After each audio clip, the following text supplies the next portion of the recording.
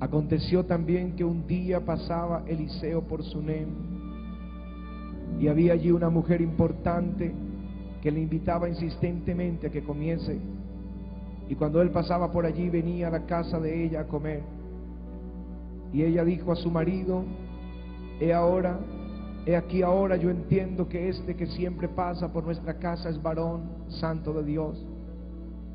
Yo te ruego que hagamos un pequeño aposento de paredes y pongamos allí una cama, mesa, silla y candelero, para que cuando él viniere a nosotros se quede en él.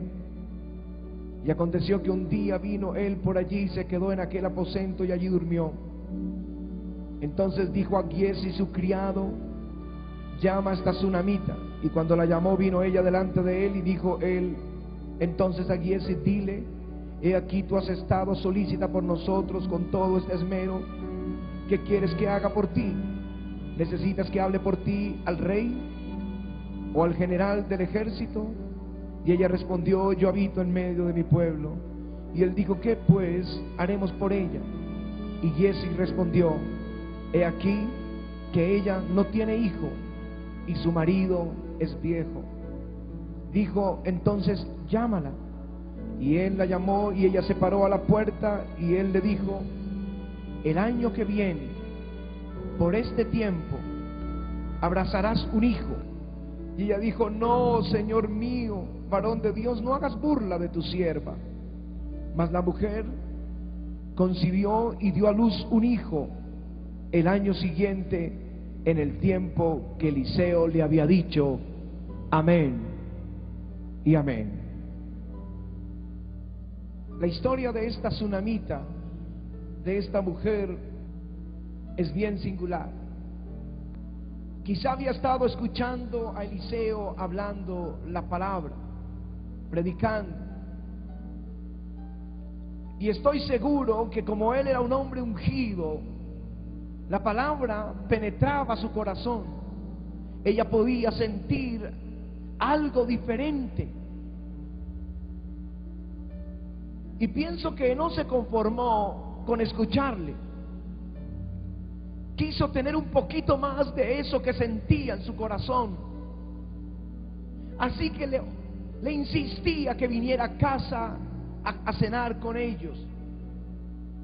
Y venía el predicador cada vez que pasaba por Sunem, y almorzaba o cenaba en esa casa. Y yo creo que ella disfrutaba de la presencia de Dios, la unción que había sobre este profeta. Pero parece que para ella esto no fue suficiente. Quería un poco más. Un par de horas no era suficiente, pues cuando Él nos toca, nos volvemos como adictos de su presencia, enamorados de Él, del Espíritu de Dios. Así que ella resolvió hacer una habitación. En la habitación puso una cama, puso una mesa, puso una lámpara, puso una silla, y dijo: cada vez que este profeta venga por Sunem, voy a traerle para que se hospede en nuestra casa. Yo quiero sentir esta presencia, ya no solamente un par de horas, sino toda una noche, saber que allí está la presencia del Espíritu Santo que está sobre este hombre ungido. Y lo hizo así, y vino la recompensa. La recompensa vino con algo que ella no había pedido. Ella nunca pidió un bebé, no al profeta, nunca le pidió que orara para que Dios le regalara un bebé, pues su esposo ya era anciano. Pero recibió recompensa, algo que no podía pedir, algo que era un sueño frustrado, el sueño de toda mujer, y especialmente en esas culturas, tener hijos.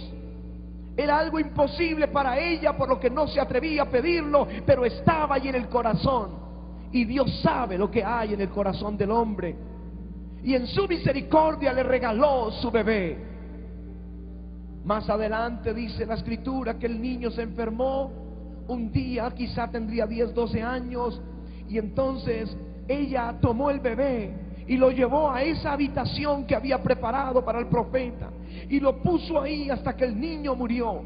Y como el niño no sanaba, no se levantó, entonces salió a buscar al profeta. Fue al Carmelo, que representa el lugar fructífero, y buscó al profeta y le pidió que viniera y orara por su niño. Ella lo abrazó en sus pies y le rogó que fuera. Dijo: vive Jehová y vive tu alma, que no te dejaré. Así que el profeta se vio obligado a ir. Entró en ese aposento, se acostó sobre el niño y comenzó a orar. Después de un momento el niño estornudó 7 veces y quedó completamente sano por el poder de Dios. Todo por un aposento. Todo porque preparó un lugar para un profeta. Generó una bendición grande. Aún años después recuperó los tiempos perdidos. Dios le bendijo, halló gracia con el rey, y el rey le dio lo que por años había perdido en su tierra. Por un lugar, por un aposento. ¿Por qué quiero compartirles la historia de esta tsunamita y Eliseo? Creo que Dios desea que cada creyente en este lugar deje de ser un conformista espiritual, que experimenta la presencia de Dios en un servicio o en un momento singular, la disfruta, pero Dios quiere que vayamos más allá, que esa presencia no solo la halles en la iglesia o cuando escuchas un predicador por la televisión, sino que tú puedas llevarla a casa y tenerlo en casa, que decidas hacer un aposento, un lugar, no importa donde sea, en el techo de la casa, debajo del carro, en la sala, en el comedor, en el garaje, en un baño, no importa, pero que tú digas: este será un aposento donde yo me voy a encontrar con Dios, donde tú vas a tener tu Biblia, donde vas a tener tiempos a solas con Él, donde dices: yo no me voy a conformar con lo que siento en la iglesia, solamente en la iglesia, yo quiero tenerlo en mi casa, yo quiero que Él viva en mi casa, yo quiero que Él me hable en mi casa, yo quiero que Él sea parte de mi familia. Entonces quiero decirle a estas personas que toman esta decisión de tener un aposento para Él, un lugar para Él, que vienen tiempos de recompensa. Sueños que hay en el corazón que ni siquiera te atreves a pedirlos, porque tú dices: ya es imposible, ya no hay las probabilidades de que ese sueño se cumpla. Yo te digo, cuando hay un aposento, Dios se alegra en enviarte esa bendición, Dios se alegra en proveerte, Dios se alegra en hacer misericordia contigo. Vienen tiempos de bendición para los que son buscadores de Dios. Vienen tiempos de abundancia. Vienen tiempos donde Él les sacará de la escasez y los pondrá en sobreabundancia. Donde Él restaurará la familia. Donde Él concederá el sueño que hay en el corazón de su pueblo. Aleluya, aleluya.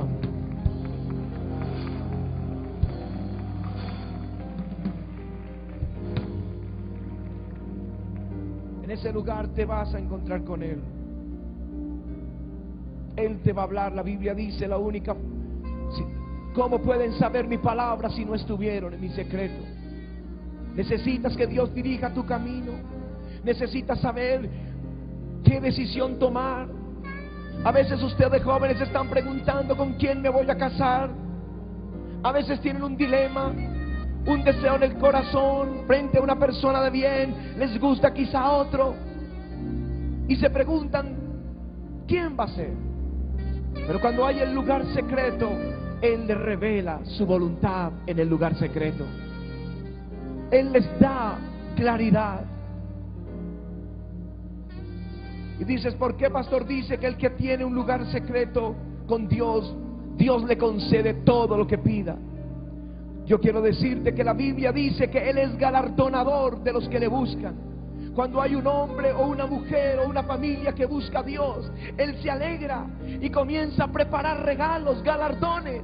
Dice: yo me Me alegro con el que me busca, y entonces yo voy a ser galardonador para él. Le voy a dar regalos, le voy a dar galardones, lo voy a bendecir porque él me busca. Jesús dijo: si tú entras en el lugar secreto y cierras la puerta y hablas con Dios que está en lo secreto, entonces él te recompensará en público.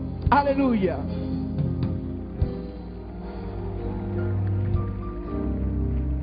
Y cuando venga la prueba, me gusta lo que hizo la tsunamita. Tomó el niño y lo puso en el aposento. Cuando tienes problemas, los pones ahí, delante de Dios, para que Él los levante. Pero si no sucediera, si no viniera la respuesta, entonces vas a tener que ir al Carmelo. El Carmelo, la palabra Carmelo significa lugar fructífero.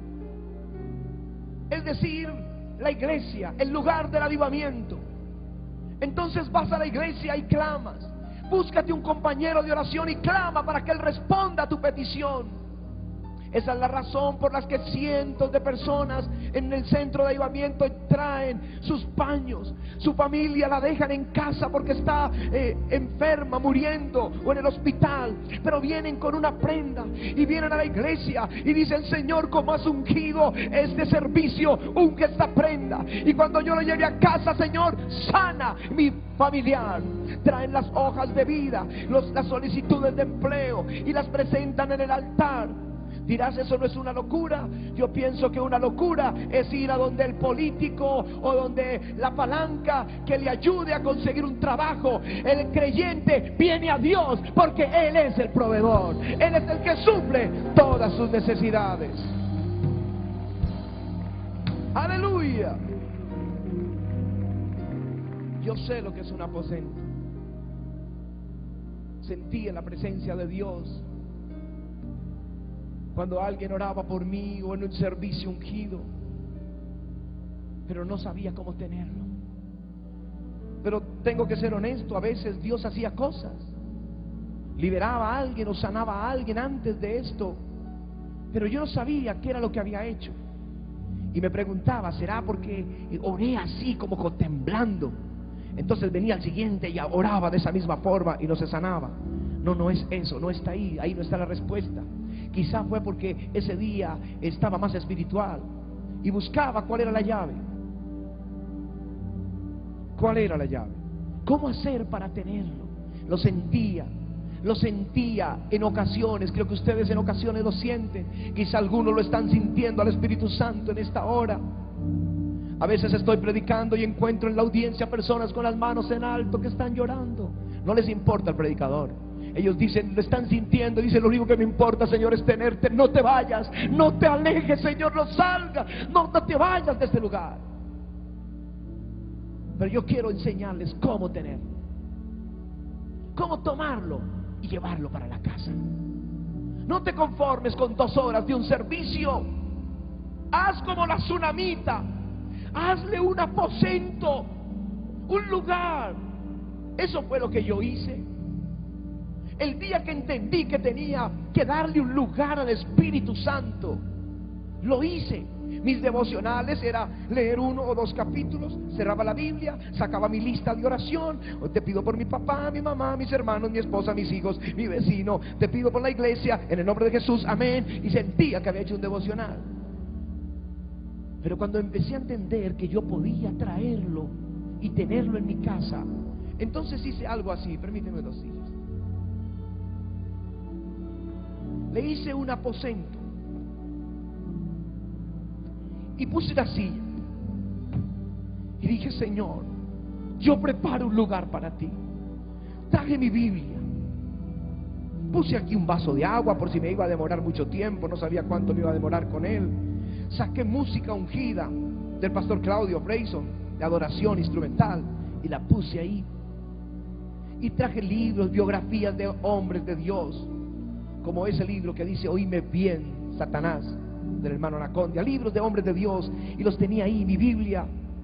Y entonces me senté y le dije: Señor, he preparado esto para ti. Yo ya no quiero solo sentirte eventualmente en la iglesia. yo quiero que vengas y hables conmigo. Jesús dijo que tú estarías conmigo, que tú me enseñarías las cosas, me guiarías a toda la verdad. Ven, Espíritu Santo, he preparado el altar, está lista la leña, solo falta tu fuego. Yo no sabía, porque a mí nadie me dijo que yo podía tener esta amistad con Él, que un hombre cualquiera, un colombiano, podía ser amigo del Espíritu Santo.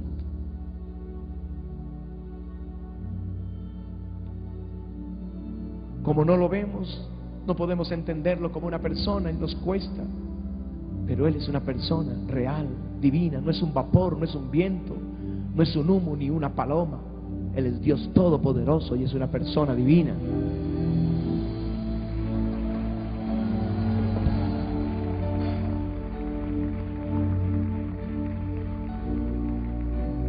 ¿Saben qué pasó? Estando allí sentado, leyendo la Biblia y pidiendo que Él me enseñara, empecé a sentir lo mismo que sentía cuando alguien me profetizaba, que sientes la unción, o cuando el servicio está muy ungido.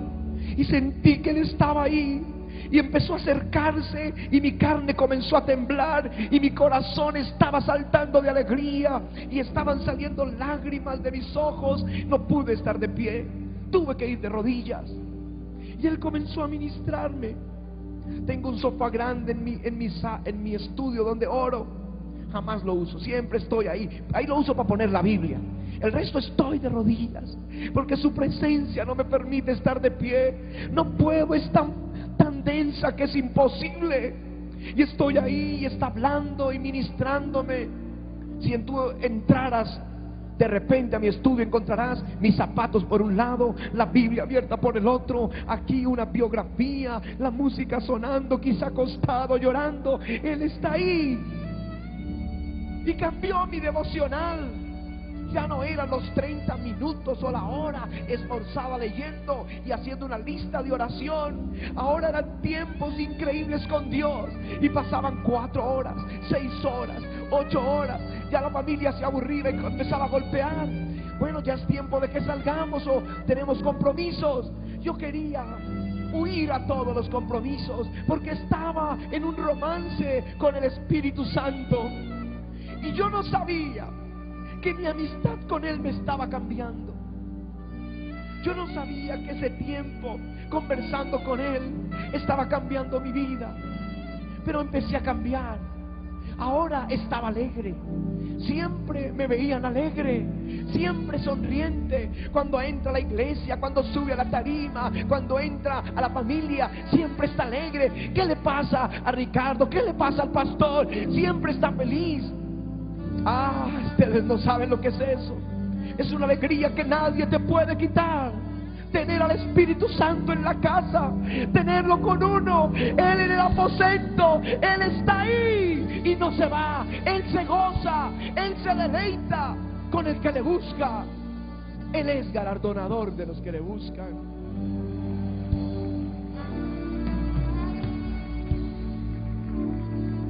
La forma de hablar cambió. Esos ascensores espirituales que algunos creyentes tienen, que un día están arriba en alegría y otro día están deprimidos. Yo no sé lo que es una depresión hace muchos años. Yo no sé lo que es estar triste y caminar con la cabeza abajo, en derrota. ¿Cómo vas a estar en derrota cuando tienes a Dios viviendo en tu casa? ¿Cómo puede alguien estar en derrota en semejante bendición? No se puede estar en derrota. Y yo no sabía que esa fragancia de su presencia se impregna en nosotros y se llama la unción. ¿Sabían que la palabra unción significa frotar? Él puede hacerlo de nuevo.